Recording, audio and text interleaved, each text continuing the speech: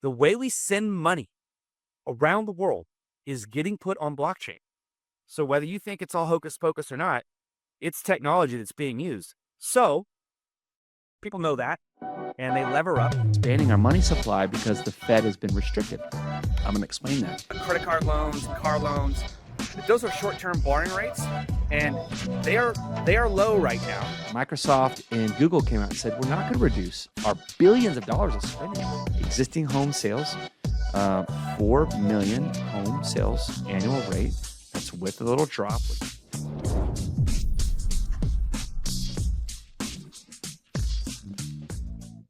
Hey, it's KP coming to you live from Pelican Hill. Got the Carrington Charitable Foundation. This is their trust. You got Bruce Rose over here, their CEO right there. About to do some honoring of some veterans. This is an absolute incredible event. It's literally the best charity event that I've ever attended. It's incredible. Every year on Columbus Day.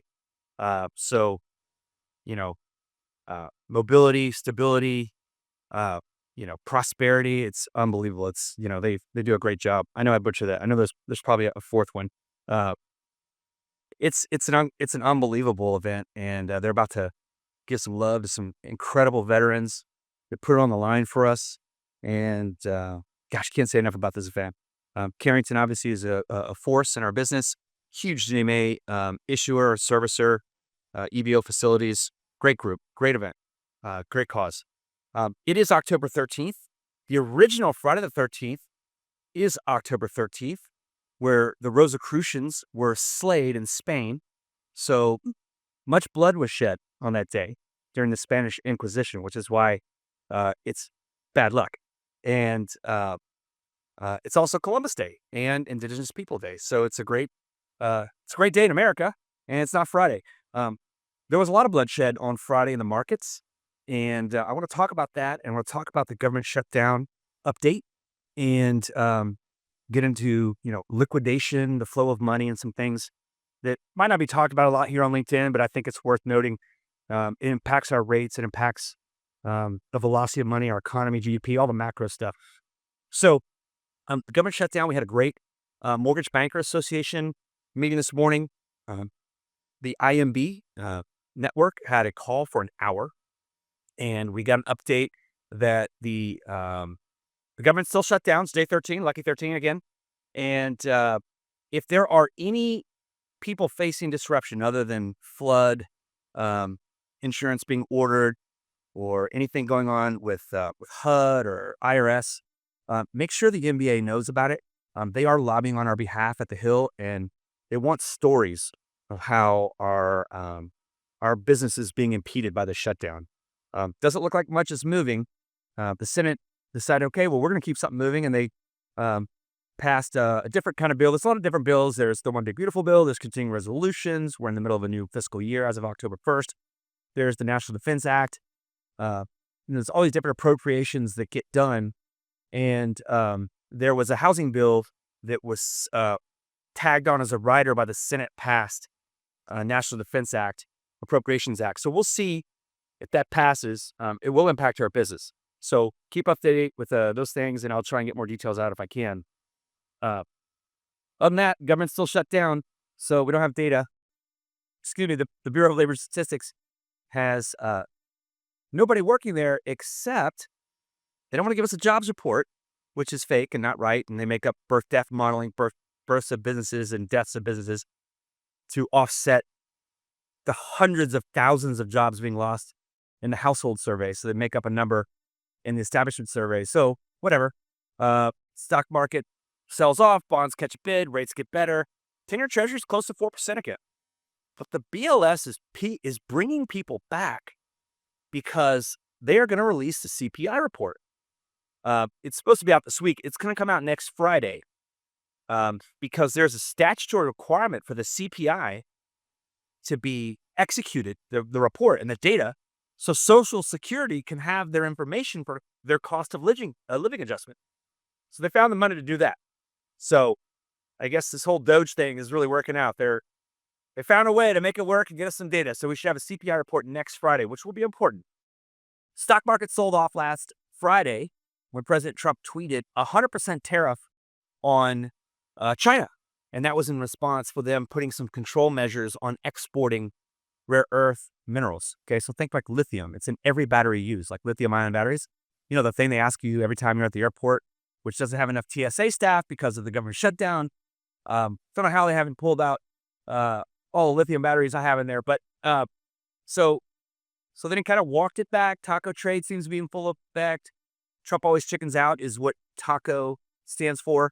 And then the market sold off pretty hard on Friday and then came roaring back. Not all the way back, but came roaring back today mostly. The stock market. I'm not a financial advisor. I'm not responsible for your losses, only profits.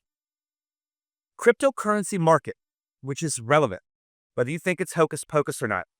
I'm telling you, the Genius Act, the Stablecoin Act, the fact that institutional money is going into crypto will actually help sell as much as $4 trillion in treasuries to back a lot of stablecoins and cryptocurrency. Think about the ACH system, the switch system around the world, the way we send money, pay rails, it's being rewired. The way we send money around the world is getting put on blockchain. So whether you think it's all hocus pocus or not, it's technology that's being used. So people know that, and they lever up. Lake Charlie Munger, partner of Warren Buffett, famed Berkshire Hathaway, arguably the greatest investing duo, each individually maybe on their own right. Charlie used to say, 3 ways to take down people: liquor, ladies, and leverage. So that's his quote. But leverage was the key word there. It's a lot of people that were levered up. And on Friday, $400 billion of the $4.2 trillion cryptocurrency market unwound and sold off. Some market makers use different mark-to-market features, just like we do with mortgage-backed securities. Said, hey, if Ethereum is worth this much and you have a wrapped Ethereum Bitcoin or a wrapped Ethereum cryptocurrency, this is the market rate. And so they didn't even use the spot price of Ethereum. They used that wrapped Ethereum. And so 400 billion got wiped out.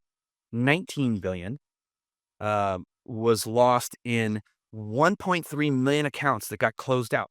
So I have a little stock trader account, an interactive broker that I use, and I use leverage because it's fun. You know, it's just a little trader account, keeps my little mind working.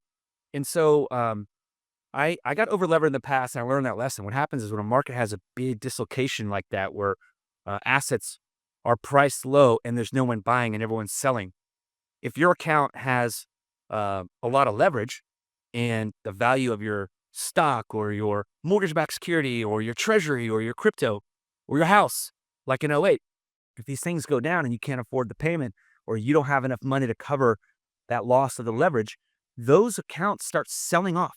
They just liquidate. They just liquidate positions. So it's like being foreclosed on in a day. So 1.3 million accounts, you know, Coinbase and other kind of wallets around the world, they were liquidating positions literally over the weekend. So so by Saturday, 1.3 million accounts did not have enough money and were closed. So once again, I'm sure the little guy takes the hit. So that was a big market dislocation. I learned my lesson in the past many years ago. So I'm not getting over levered again on all these accounts. Just picking companies that are, you know, have good earnings and that are good businesses with free cash.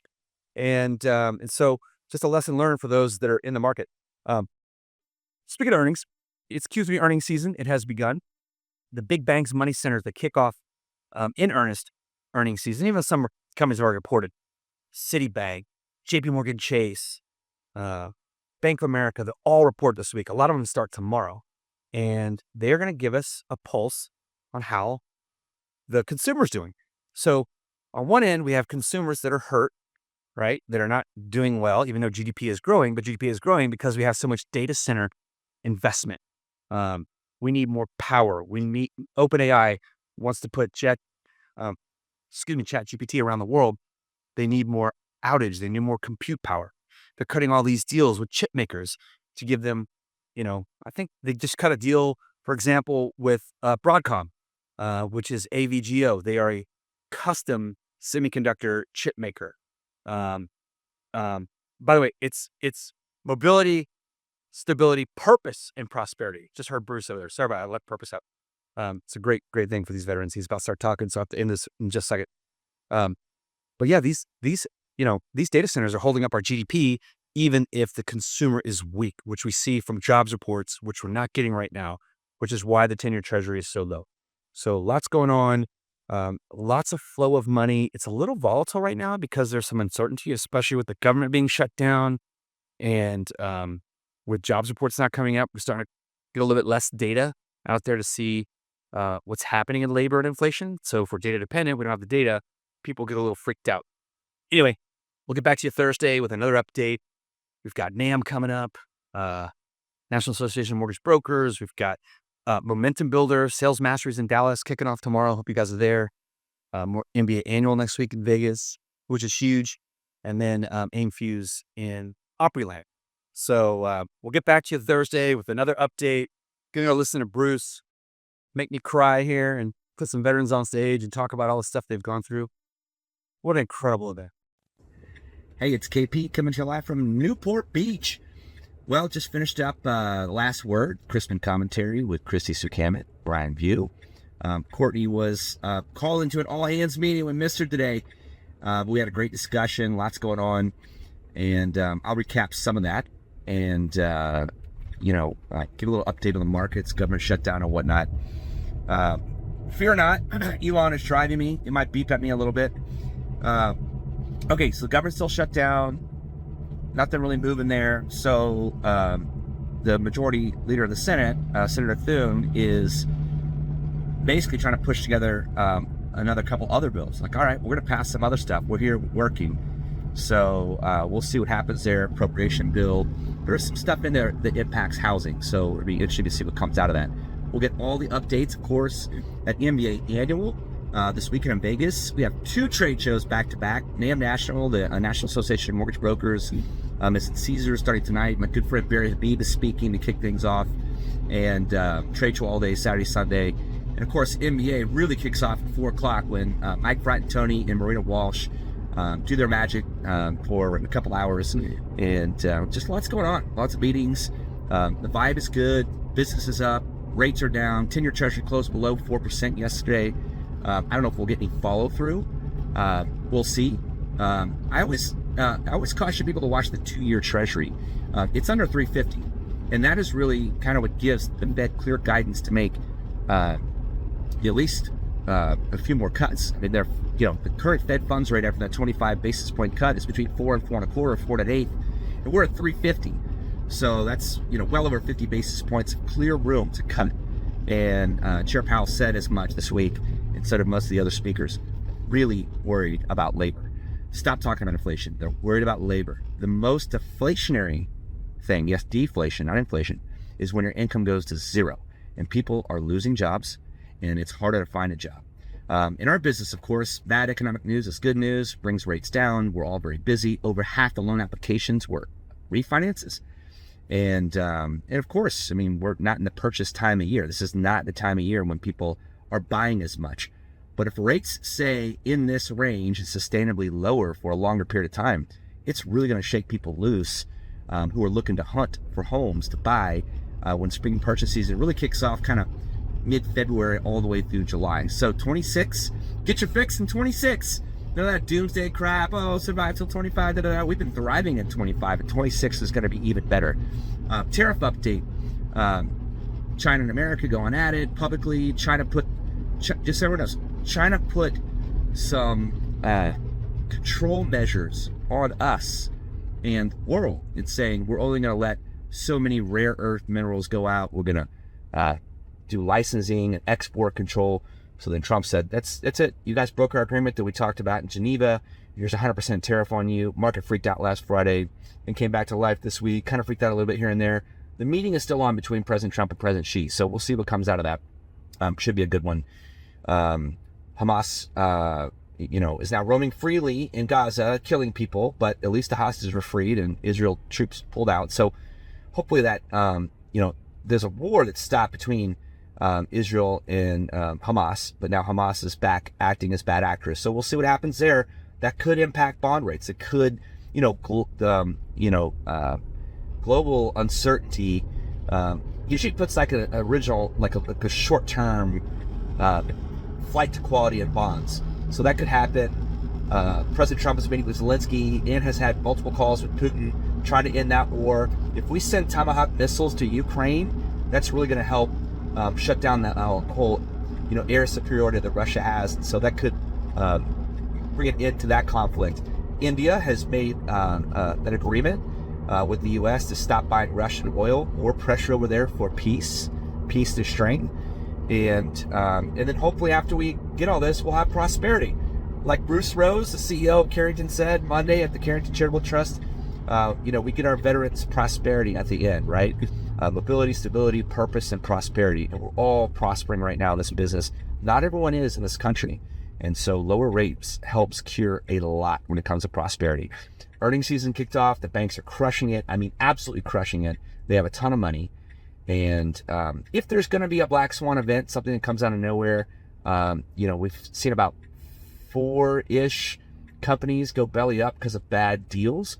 So private credit market, which is a $3 trillion market, we could see some more companies go bust that are unexpected. Kind of reminds us of March of 23, the banking crisis when all the banks went out of business. But it was no systemic risk, no dislocation. The liquidity was enough on everyone's balance sheets to get through it, and I feel that would be the same as well. So all these events could be short-term positive for bonds, but the long-term positive things for bond is weakening labor. So I will leave you with this. A lot of borrowers are saying, well, the Fed's still going to cut, so I'm just going to wait till next year to refinance. Well, they don't know that. So, you get one positive jobs report, or 2 in a row, or 2 out of 3, whenever the government reopens, and rates will shoot back up to 4.20 on the 10-year or higher. And this little refi boom that could end just like that. So, tell our borrowers, they don't know, we don't know, but that very well could happen like it did last year. Labor came in strong, and that rate rally ended shortly after the 50 basis point rate cut. So difference this year is labor is much weaker, inflation is much lower, although sticky, I recognize that. But tell your borrowers to refinance now. They could wait 6 payments, and if they're right, fine, you can refinance them after 6 payments if you want to do that. Please don't churn these loans. It really kills servicers. Prepayment speeds are up. It really does impact pricing and profitability. So let's get borrowers some liquidity. Let's help their balance sheets and shore them up. Let's get them cheaper money, cheaper rates. People are looking for houses, and there is still a lot of purchase business, but that really will peak coming up in the spring. So let's get our fix 26. Let's check out all these conferences coming up and have a wonderful weekend. Cheers. You've been listening to KP Talks Dollars and Cents, a top-rated show for those who want to learn about the economy and mortgage environment. Tune in each week for more episodes, and please leave us a 5-star review on Apple Podcasts and Spotify. Kevin Perenio does not render or offer to render personalized investment or tax advice through KP Talks Dollars and Cents. The information provided is for informational purposes only and does not constitute financial, tax, investment, or legal advice. For more info, follow KP Talks Dollars and Cents on all of our social channels.